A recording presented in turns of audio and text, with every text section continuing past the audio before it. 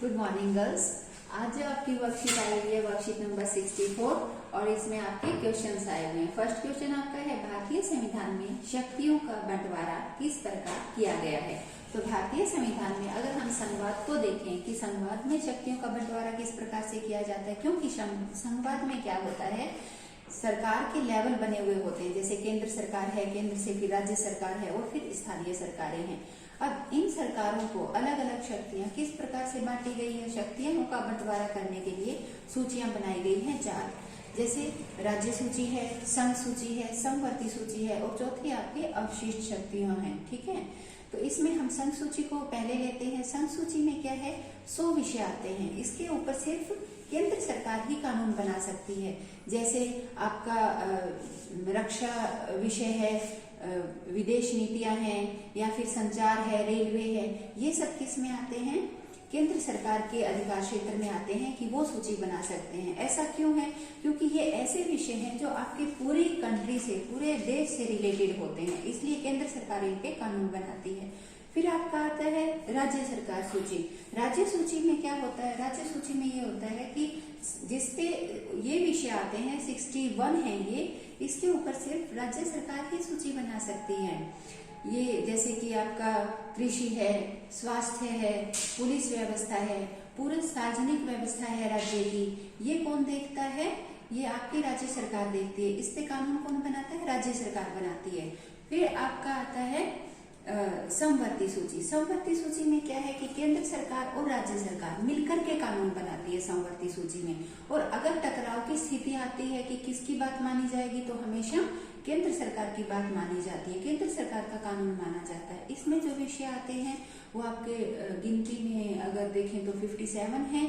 और इसमें कौन कौन से विषय आते हैं आपके, शिक्षा है, वन है, जंगली जो पक्षी हैं और जानवर है उनकी जो रक्षा है वो किसके ऊपर है, दोनों के ऊपर है। दवा है, कौन सी दवाई खरीदनी है दूसरे देश से या फिर कौन सी दवाइयों का वितरण करना है, ये आपका किस में आता है, समवर्ती सूची में आता है। फिर कुछ विषय ऐसे बच जाते हैं जो इन तीनों सूचियों में नहीं आते, उनको हम किस में डालते हैं, अवशिष्ट सूची में डालते हैं और उसके ऊपर अधिकार सिर्फ केंद्र सरकार का होता है। अब ये अवशिष्ट सूची क्यों बनाई गई, क्योंकि कुछ विषय ऐसे थे जो रह गए थे जिस टाइम में हमारा संविधान निर्माण हुआ। जैसे कि आपका साइबर क्राइम है, तो इसके ऊपर जो है कौन कानून बनाएगा, सिर्फ केंद्र सरकार कानून बनाएगी। इसको क्या कहेंगे, अवशिष्ट शक्तियां।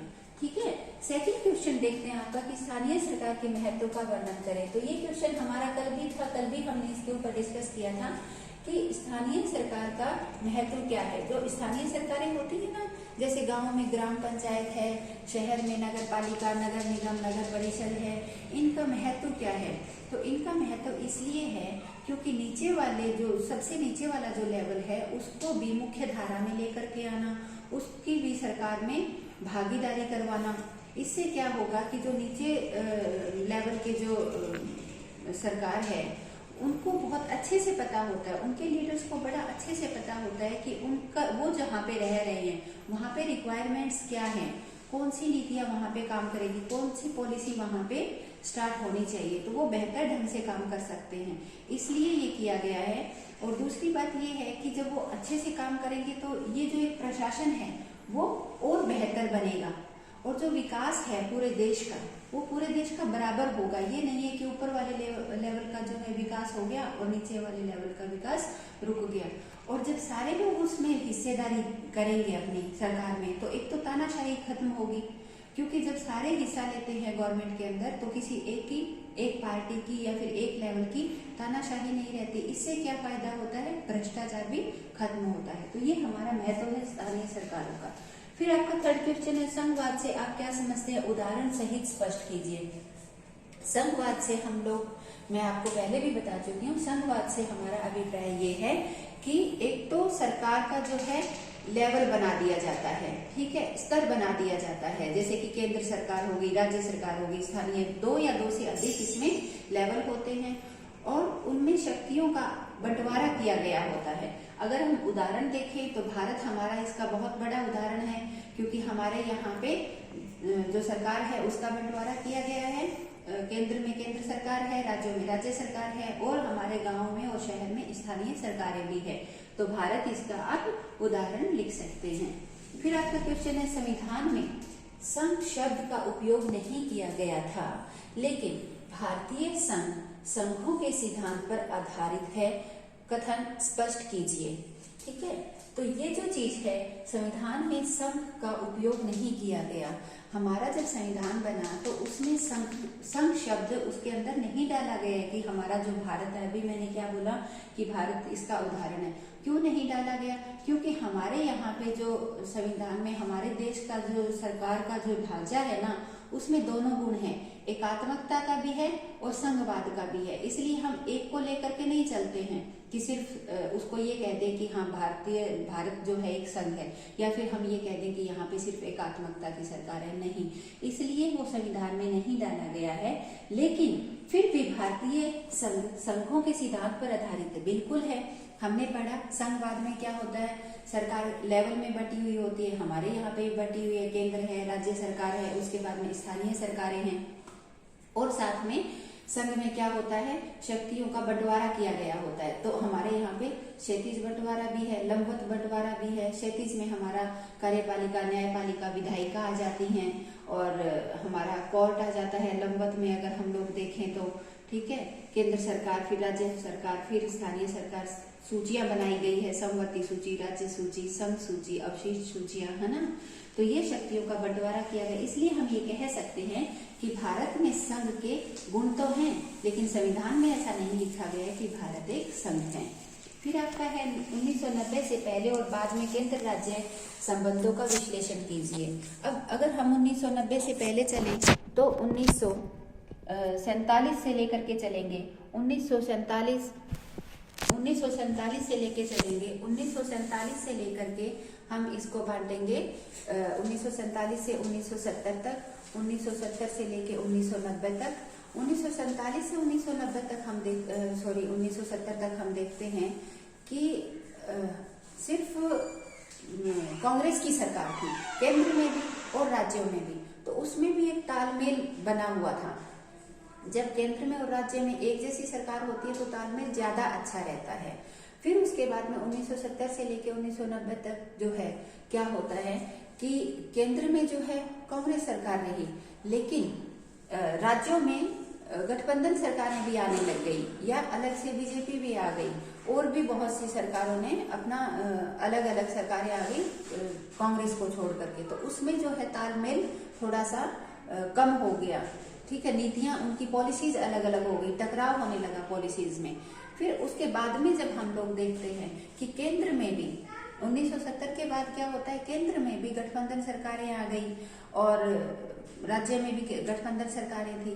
तो उससे क्या होता है, तालमेल फिर से स्टार्ट हो गया।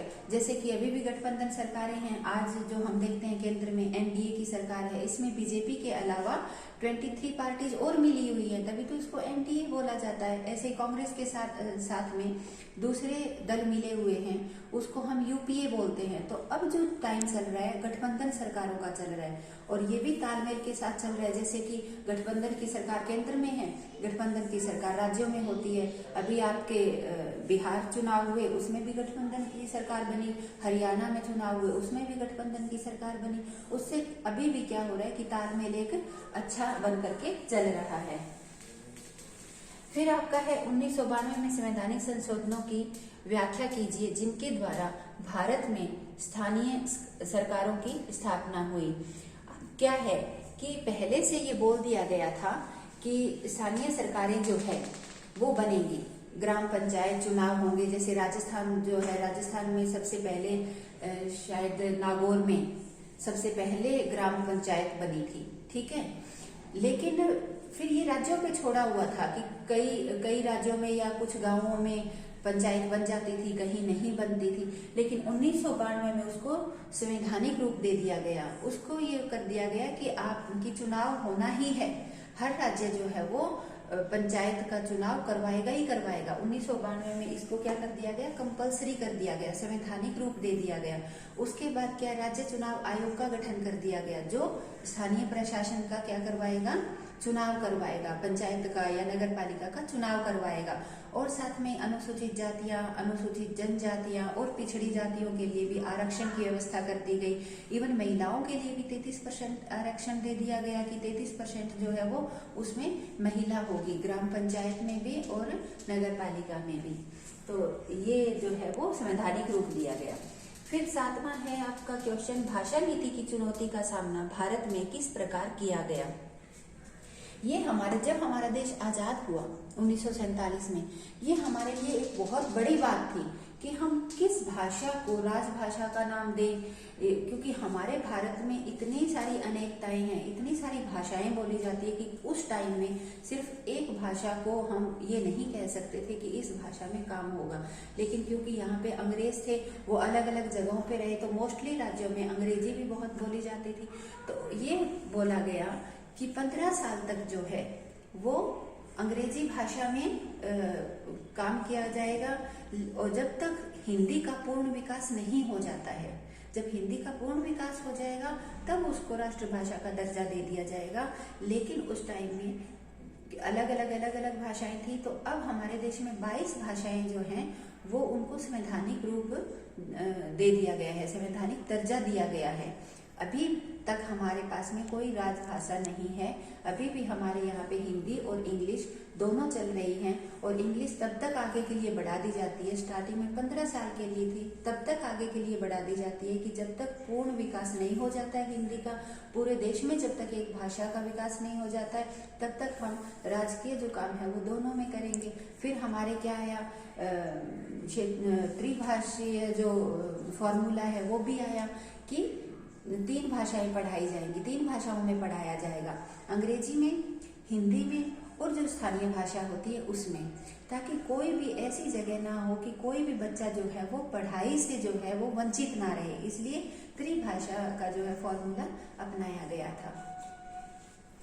फिर आपका है, गठबंधन सरकार में शक्तियों की साझेदारी किस प्रकार की जाती है। गठबंधन सरकार कौन सी होती है? गठबंधन सरकार में 2 या 2 से अधिक दल मिलकर के सरकार बनाते हैं। तो गठबंधन सरकार की साझेदारी किस प्रकार की जाती है? इसमें क्या होता है कि जब भी कोई पॉलिसी बनाई जाती है तो जो भी लीडर होता है जिस भी पार्टी का, जो गठबंधन में आपस में मिले हुए होते हैं, वो बैठ करके सबकी राय से एक पॉलिसी बनाई जाती है, सबकी राय ली जाती है। उसमें सिर्फ एक पार्टी नहीं अपनी राय लेती कि सिर्फ पॉलिसी नहीं बना सकती है कि ये पॉलिसी है और ये देश में चलेगी। उसमें क्या होता है कि विभिन्न प्रकार के जो दल मिले हुए होते हैं वो मिलकर के बैठ करके एक साझेदारी से क्या करते हैं, पॉलिसी बनाते हैं। ठीक है, तो इसका कई बार फायदा भी होता है और कुछ नुकसान भी है। जैसे मैं बता देती हूँ कि इसका फायदा क्या होता है। फायदा ये होता है कि सिर्फ एक पार्टी की तानाशाही नहीं चलती। एक पार्टी ये नहीं कहती कि ये एक्ट आ गया है, ये बिल आ गया है और ये आपको मानना ही पड़ेगा। इसमें क्या होता है कि अलग अलग पार्टीज हैं, वो मिलकर के जब फैसला लेती है, अलग अलग विचारधारा की, हर पार्टी की विचारधारा अलग है, और जब अलग अलग विचारधाराओं के लोग बैठ करके एक ही मुद्दे पे बात करते हैं तो फिर वो एक उसका वो चीज निखर करके आती है। ठीक है, लेकिन इसका एक नुकसान भी है। नुकसान ये है कि कई बार किसी बात के ऊपर उनकी बात आपस में बन ही नहीं पाती है, इतना टकराव हो जाता है कि कुछ सुधार हो ही नहीं पाते हैं, कानून का रूप ले ही नहीं पाते हैं, क्योंकि कुछ लोग जो है उसके ऊपर वोटिंग होगी और कुछ लोग जो है उसके पक्ष में वोट करेंगे, कुछ उसके विपक्ष में वोट करेंगे, तो वो जो है कानून का रूप कभी हो नहीं पाता, टकराव की स्थिति ज्यादा बन जाती है। तो इसके नुकसान भी है और फायदे भी है गठबंधन सरकारों के। फिर आपका क्वेश्चन है, पंचायती राज प्रणाली की किसी भी 2 उपलब्धियों की और किसी भी 2 चुनौतियों के बारे में बताएं। इसमें हमने उपलब्धियां तो हमने इसके महत्व में देखा ही कि इससे प्रशासन बेहतर होता है, आम लोगों को भी सरकार में भागीदारी मिलती है और इससे पूरे देश का विकास होता है। ये चीज हमने पढ़ी, ये तो इसकी उपलब्धियां हैं। चुनौतियां क्या है? चुनौतियां इसके वैसे तो काफी चुनौती है, लेकिन अगर हम मेन चुनौती के बारे में देखें तो मेन चुनौतियां इसकी ये होती है कि एक तो पैसों की कमी रह जाती है इन लोगों के पास में। ठीक है, स्थानीय सरकार के पास में जो वो वहां पे काम करना चाहती है उसके लिए उतना पैसा उन्हें जल्दी से नहीं मिल पाता है। ये एक इसकी जो है वो मेन प्रॉब्लम होती है किसकी, स्थानीय सरकारों की। दूसरी जो इसकी चुनौती आती है वो ये है कि इसकी जो शक्तियां हैं वो इसको बहुत ही कम दी गई है। राज्य सरकार और केंद्र सरकार के पास में भरमार है शक्तियों की, ठीक है। जो स्थानीय सरकारें हैं उनके पास शक्तियां बहुत कम दी गई हैं। छोटी छोटी चीजों के लिए उनको राज्य सरकार और केंद्र सरकार की तरफ देखना पड़ता है, जबकि सरपंच जो है या फिर जो आपका मेयर जो होता है वो कई चीजें ऐसी हैं जो उनके हाथ में नहीं होती और वो नहीं सुलझा पाते हैं। इसलिए ये कहा गया है कि जो शक्तियां हैं वो बहुत कम दी गई है। ये इनकी चुनौतियां हैं जो स्थानीय सरकारें उनका सामना करती हैं। 10th क्वेश्चन आपका है, हिंदी को बढ़ावा देना भारत सरकार की आधिकारिक नीति है, स्पष्ट कीजिए। जैसा मैंने आपको बताया कि जब अपना देश आजाद हुआ तो 14 सितंबर 1949 को राजभाषा का रूप दे दिया गया था हिंदी को, लेकिन फिर भी संवैधानिक दर्जा नहीं दिया गया। उसके पीछे रीजन मैं आपको बता चुकी हूँ कि पूरे भारत में बहुत सारी बोलियां, बहुत सारी भाषा बोली जाती थी। अंग्रेजी ज्यादा बोली जाती थी, ज्यादा राज्यों में बोली जाती थी, लेकिन चूंकि वो हमारी भाषा नहीं थी इसलिए हमने एक नीति बनाई कि 15 साल तक जो है वो अंग्रेजी में काम किया जाएगा, अंग्रेजी और हिंदी में, जब तक कि पूर्ण जो है हिंदी का विकास नहीं हो जाता। लेकिन जिस दिन पूर्ण विकास हिंदी का हो गया, पूरा देश में हर राज्य में जहाँ पे हिंदी बोली जाने लग गई, तब फिर हम किसका यूज करेंगे, हिंदी का यूज करेंगे। और इसको हमारा आर्टिकल है, एक्ट है एक 343, उसमें भी ये बोला गया है कि हमारा आगे आने वाले टाइम में हिंदी को क्या है, राष्ट्रभाषा का नाम दिया जाएगा। ये पूरे देश में एकता लाने के लिए, एक रूप लाने के लिए कि पूरे देश में विकास हो, एक जैसा हो, इसलिए एक भाषा का फॉर्मूला इसमें दिया गया कि राष्ट्रभाषा हमारी जो है वो हिंदी होगी। इसलिए ये हमारी आधिकारिक, कोई भी जो सरकार रही है ये हमारी आधिकारिक नीति हमेशा रही है और इसके ऊपर हमेशा से काम चल भी रहा है। अभी भी हमारी जो राष्ट्रीय शिक्षा नीति नई आई है उसमें भी हिंदी को बढ़ावा दिया गया है और उसका परिणाम ये है कि आज हम देखते हैं बहुत सारे स्टेट्स में सबसे ज्यादा लोग जो है वो हिंदी बोलने भी लगे हैं, ठीक है। फिर आपका जो 11th क्वेश्चन है उसमें पैराग्राफ दिया गया है, वो आपने पढ़ा ही होगा। उस पैराग्राफ के क्वेश्चन दिए गए हैं नीचे। पहला क्वेश्चन है, अपने शब्दों में संघवाद को परिभाषित कीजिए। तो संघवाद को आप बड़े अच्छे से परिभाषित कर सकते हैं। इसमें सिर्फ दो बातें आती है। एक तो ये कि जो सरकार है उसको उसके लेवल बना दिए जाते हैं, जैसे केंद्र सरकार है, 2 या 2 से अधिक लेवल बना दिए जाते हैं, जैसे कि केंद्र सरकार है, राज्य सरकार है, फिर आपकी स्थानीय सरकारें हैं, और शक्तियों का भी क्या है इनमें बंटवारा कर दिया जाता है। तो इसको हम क्या कहते हैं, संघवाद कहते हैं। और संघवाद 2 प्रकार के होते हैं। एक तो संघ वो होता है जो कि मतलब लाया गया हो। इसमें क्या होता है, अलग अलग राज्य मिलकर के किसी टाइम एक संघ बना लेते हैं, जैसे अमेरिका है, ऑस्ट्रेलिया है, ब्रिटेन है, ठीक है, ये है लाया हुआ। और एक होता है कि संभाल करके रखना, पहले से जो हमारे राज्य हैं, जैसे कि भारत है, हमारे सबको एकजुट रखने के लिए हमने संघवाद को अपनाया है, ठीक है। तो ये 2 प्रकार होते हैं। फिर आपका सेकंड क्वेश्चन है, सरकार के एकात्मक रूप से आप क्या समझते हैं। तो सरकार का जो है वो एकात्मक रूप किसको कहते हैं। मैंने आपको सबसे पहले बता दिया था कि हमारे यहाँ पे दोनों क्वालिटी हैं, संघ की भी और एकात्मकता की भी। अब हम देखिए, केंद्र सरकार है, राज्य सरकार है और स्थानीय सरकार है, लेकिन नागरिकता किसकी है। क्या आप कोई बिहार से है, यूपी से है, हरियाणा से है, क्या वो कहता है कि भाई बाहर देश में कभी भी उसको नागरिकता कौन सी मिली। क्या हरियाणा की कोई नागरिकता है, क्या बिहार की कोई नागरिकता है, नहीं है। एक जो नागरिक है वो दूसरे राज्य में जाके बस भी सकता है, काम भी कर सकता है, आजादी मिली हुई है ना। नागरिकता हमारे पास सिर्फ एक ही है। क्या है, सिर्फ एक नागरिकता है। हम सारे के सारे क्या हैं, भारतीय हैं, ठीक है। ये एकात्मकता का रूप है। दूसरा एकात्मकता का रूप हमें हमारे न्यायपालिका में देखने को मिलता है।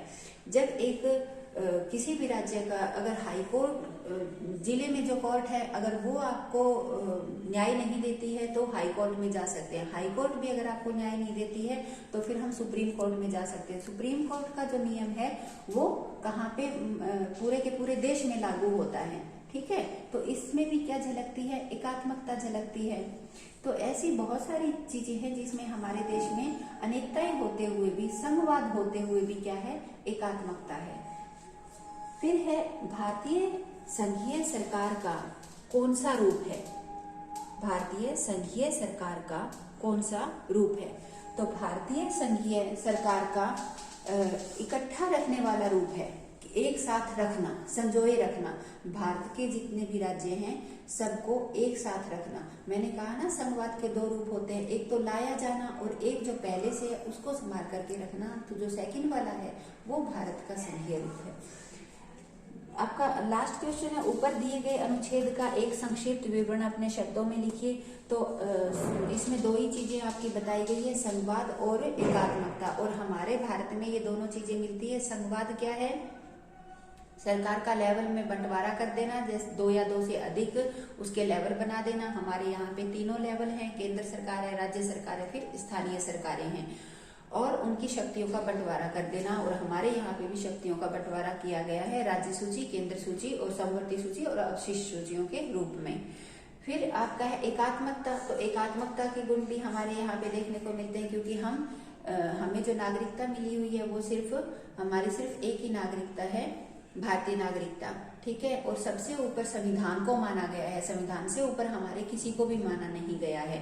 हमारे कार्यपालिका, विधायिका और जो कार्यपालिका, न्यायपालिका और विधायिका जो है उन तीनों को इक्वल शक्तियां दी गई है, ताकि कोई भी एक तानाशाही ना कर सके। ऐसे ही हमारा जो न्यायपालिका है उसका भी इसी तरीके से किया गया है। हाई कोर्ट है या आपका जो जिले की जो कोर्ट है और उसके बाद में सुप्रीम कोर्ट है, उसमें भी हमें क्या है, एकात्मकता देखने को मिलती है। सुप्रीम कोर्ट अगर नीचे गलत होता है तो वो रिटे जारी कर सकती है, सरकार के लिए भी और नीचे वाली कोर्ट के लिए भी, और इवन कार्यपालिका के लिए भी, कि आपने अपने अधिकार क्षेत्र से बाहर निकल के काम क्यों किया, या वो आदेश दे सकती है कि आपका कर्तव्य क्या है और आपको क्या करना है। तो यहाँ पे इन सारी चीजों में क्या झलकती है, एकात्मकता झलकती है। दोनों चीजें हमारे देश में है, ठीक है। Thank you so much.